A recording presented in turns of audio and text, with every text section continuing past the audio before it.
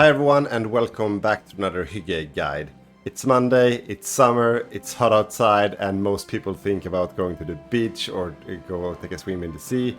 And if you're anything like me, you also think about HOI4 Navy while at it.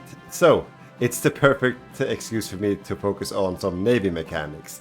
In today's guide, I will focus on 6 things you didn't know about convoys. I really hope you guys will enjoy. Alright, so let's start up easy with the first one, and that is that convoy routes have different color depending on what they do.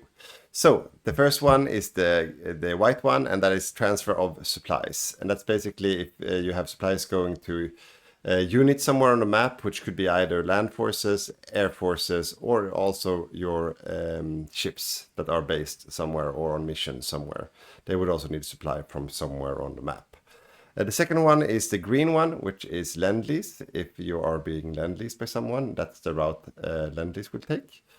And you can see if you hover on it, you see exactly how many convoy routes everything is using and from and where to it's going as well. And the last one is that's the blue ones, and that's the resource trade. So that's basically when you import something or if you have some resources overseas, it has to transport over sea lanes or convoy routes, and that's the blue one. And then we have the last one, and that is red. So if you're being raided somewhere, it will also turn red. So let's see if we can make that happen here. I think we're supposed to be raided here in this zone. So after a few days, it should turn red, and there we go. So so all the different ones can turn red, and that means that you're being raided somewhere along the route as well. Alright, so the second one I'm going to show you is how to reroute your convoy route. So basically when it comes to convoys, you can't manually design how your convoys are traveling.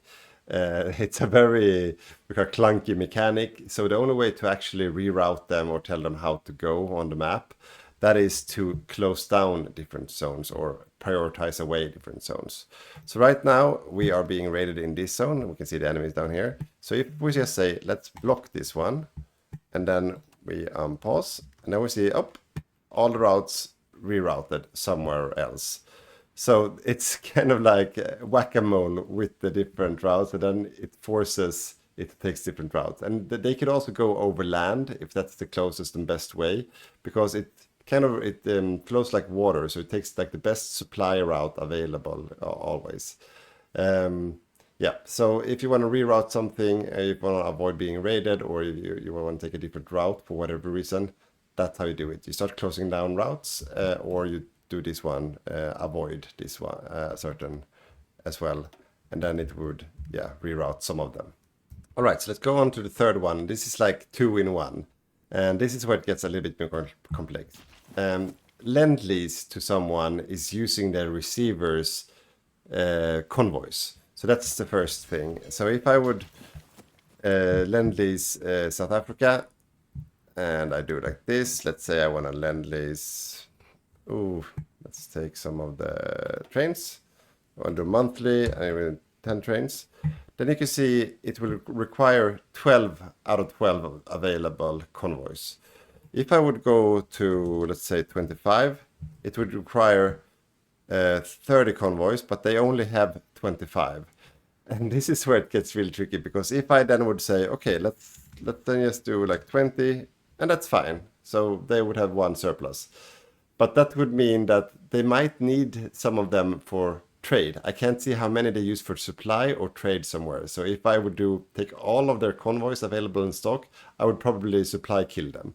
And that is a common mistake in multiplayer. Like you send someone just whatever gear you want to send them, and they say accept, and then all of a sudden they have 0 supply everywhere because they fight over abroad somewhere or overseas, and then they're out of supplies because they use up all of your convoys to that convoy route or Lend-Lease. Sorry, but let's say let's just take an example then. So 10 using 12, let's accept, and then we go over to South Africa.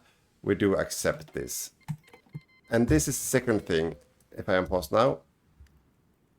The convoy route is also owned by the receiver, so not by the sender. So right now you can see that here's a convoy route coming from the UK using 12 convoys that we just shipped. And it's taking this way down here to Egypt, and then it goes overseas, over land down to my capital, Pretoria. That's how it works. That's the closest way. So if I would prefer another way, the receiver have to close down sea zones and reroute it. And this is something that a lot of players miss playing the game. So right now, playing South Africa, if I close down this zone, boop, then it goes all the way around, and this is also a bit funky, around South Africa, up to Egypt, and then the land way down, because that turns out better to go to Pretoria that way because the supply is better that way. Yeah. Let's close down this one, see what happens. And there we go. It goes through Cape Town. So it's like I said, it's a bit of a clunky mechanic. So that's the second thing I wanted to mention.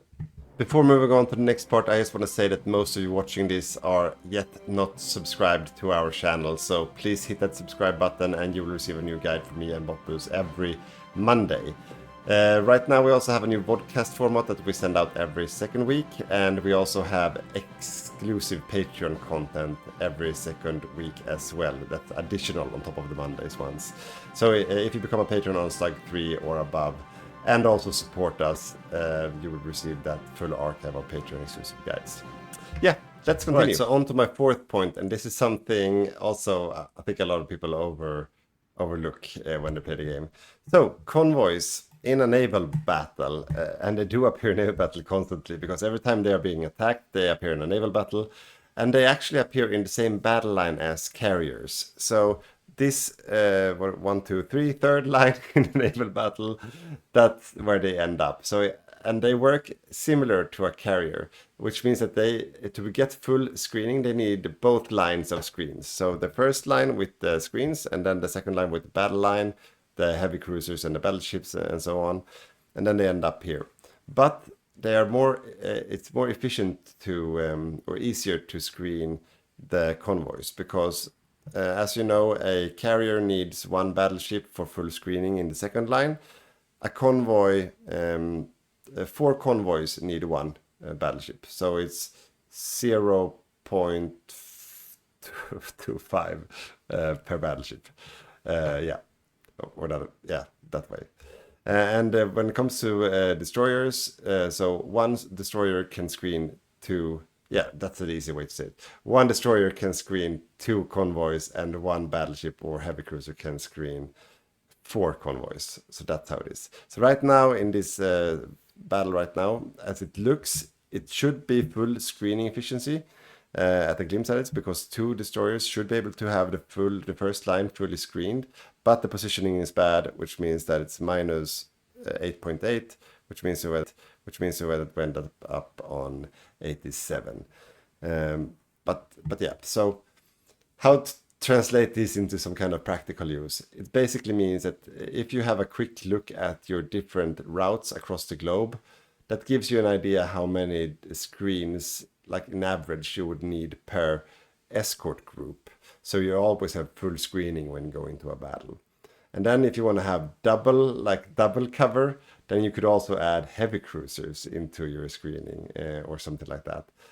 I wouldn't recommend it. It's too pricey, and I haven't really tried it, to be honest, but that would give you even more screening, because that's a second line that would stop the torpedoes getting shot at you.